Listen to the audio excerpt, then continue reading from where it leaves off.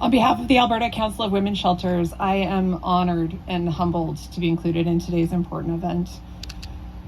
It's a stark reminder to hear so many names of those we lost, to think that work might not be a safe place, but it's also a call to action, to think about what we can do to make work safer for everyone. And yet, there's a silent threat to our safety, both at work and at home, that we've overlooked for far too long. Domestic violence and abuse affects us all in one way or another. Whether we're someone who has experienced abuse at the hands of an intimate partner or a family member, whether we grew up in an abusive home, whether we have a family member, a friend, or a coworker that we're supporting due to domestic abuse, or whether we are connected to people experiencing abuse, but we just don't know enough yet to read the signs, we're all personally linked to this important issue. In fact, since we started tracking data 30 years ago, the Alberta Council of Women's Shelters have served over 2 million vulnerable Albertans. And to give you a sense of scope about that, that's 46% of our current population, nearly half of Albertans. Truly, this is an issue close to us all. And just last year, the Alberta Council of Women's Shelters members, which are over 50 domestic abuse shelters across the province, we provided residential services to 8,483 people. That's a 19% jump from the previous year.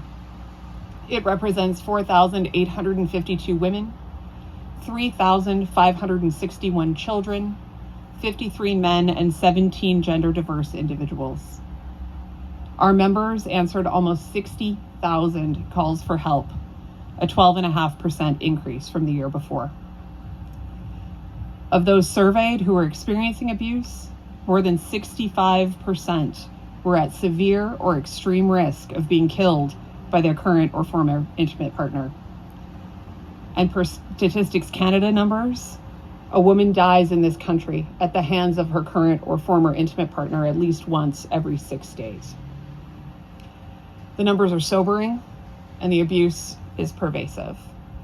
And we know from talking with survivors and from our members that the abuse does not end when work begins. Later on, you're going to be hearing from Erin Allward. Erin's a survivor. She's someone who needed the support of her workplace to get to safety.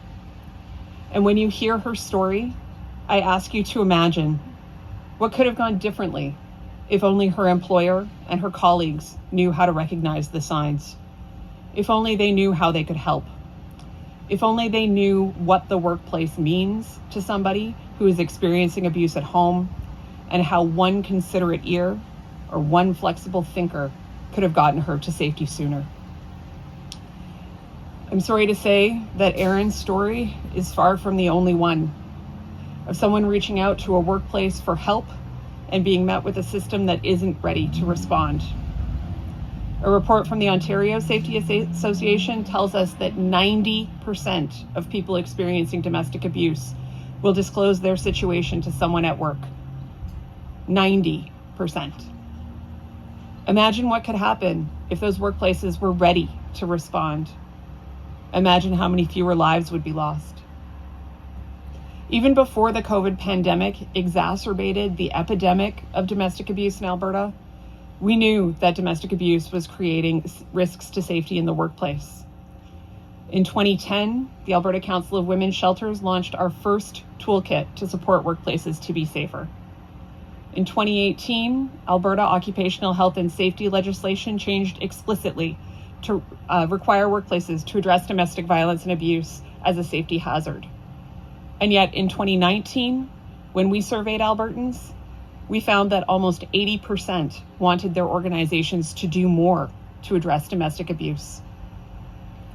If you're someone whose workplace needs to do more, if you're one of the 25% of Albertan workers who is experiencing the effects of domestic abuse at work, I welcome you to connect. The Alberta Council of Women's Shelters is here to support. We have programming specifically designed for workplaces. We can help create policies and procedures. We can train workers to recognize the signs and help you develop a team of folks ready to respond well when one of those 90% of survivors discloses at work. We can show you how to navigate to community supports, including women's shelters, to help keep workers safe. Domestic abuse is complex, but the first steps to help are simple. Every time we hear from someone who has lost a colleague, we hear the same words. I wish I'd known what to do.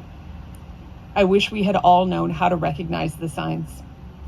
And connecting with ACWS can help you learn more about how we can support you to help keep you and your colleagues safer at work.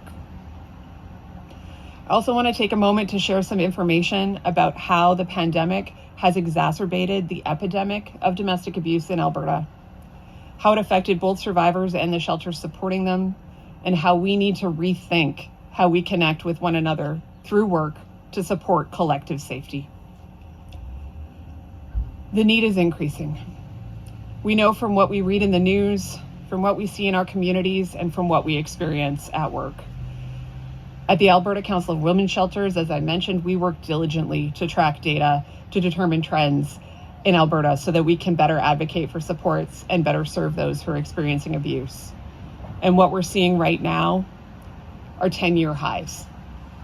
10-year highs in a number of important indicators that show how extreme and how pervasive domestic abuse is in this province. And sadly, it's not unexpected.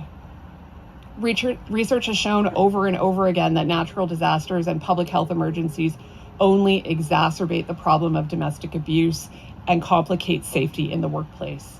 And COVID was no different. Just last month, we published a study about the pandemic so we could understand how it changed the landscape of domestic abuse, and it's available on our website. I highly recommend reading it. Because when other doors were closed, Alberta Council of Women's Shelters members stayed open. Shelters continued to provide residential supports and outreach supports throughout COVID-19. Not a single member closed during that time.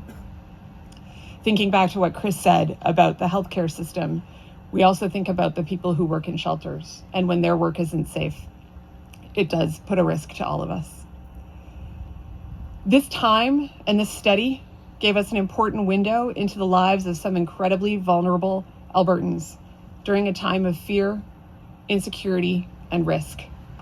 A time when our world was changing faster than it had before, and a time when the messaging of stay home, stay safe didn't resonate for everyone. And in relation to the importance of the workplace in situations of a domestic abuse, we learned some important information.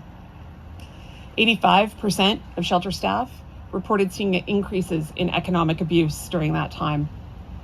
81% reported that since the outset of the pandemic, survivors have increasingly struggled to meet their basic needs.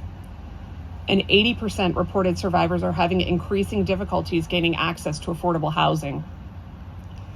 We're seeing increasing complexity of cases, increasing systemic barriers, and increasing effects on children.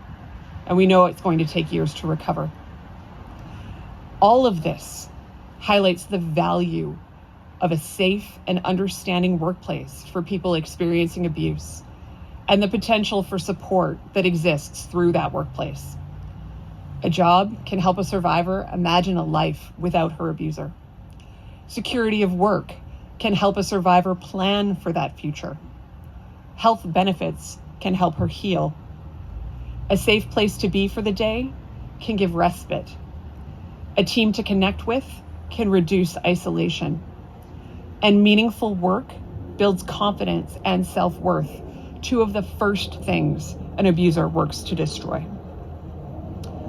As I mentioned, we use this research to advocate, to respond, and to educate. And I'm hoping that you will leave here today with two feelings. First, of compassion. Compassion for those who have or are currently facing this type of abuse. Compassion for those who are working tirelessly in the shelters to support them. And compassion for those devastated by the loss of a loved one or a colleague at the hands of an abusive partner. And secondly, a feeling of conviction. To be the change that we want to see in the world, to advocate alongside us, to make workplaces safer for us all, to make our communities stronger, and to help us towards our vision, a world free from domestic violence and abuse. I encourage you all to check out our website, acws.ca, where you can learn more about our research and our programs and find ways that you can help support the work. Small actions can make a difference, and collective action can change the world. Together, we can truly lead change. Thank you very much.